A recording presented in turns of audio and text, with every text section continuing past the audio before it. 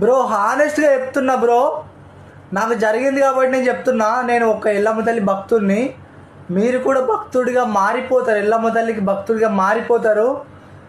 ఈరోజు పడుకునే ముందు స్నానం చేసి 21 రూపాయలు 11 రూపాయలు ముడుపు కట్టి మన ఎల్లమ్మ పేరు చెప్పండి. మన గుడిలోకి వెళ్ళండి, మీ ఇంట్లో గుడి ఉంటుంది కదా, గుడిలోకి వెళ్ళి 11 రూపాయలు కానీ 21 రూపాయలు కానీ అమ్మ నీ పేరు మీద ముడుపు కట్టి నేను ఇక్కడ పెడుతున్నాను ఒక ఇట్లా తింపినట్టు చేసి అక్కడ పెట్టండి, ఫోటోల దగ్గర పెట్టండి. నీకు నైట్ కళలో ఏమొచ్చిందో నాకు రేపు కామెంట్ అయ్యో, ఈ వీడియో వాళ్ళకైనా పంపించి పెట్టుకో, మళ్ళీ నీకు దొరకది.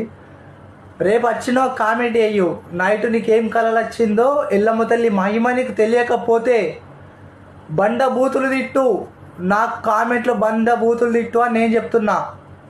చేసి చూడు, ఒక్కసారి పాటించి చూడు. ఆ తల్లి మహిమను తెలుసుకోవాలంటే ఒక్కసారి ఇది ఒక్కటి పాటించి చూడు అని నేను రిక్వెస్ట్ చేస్తున్నా.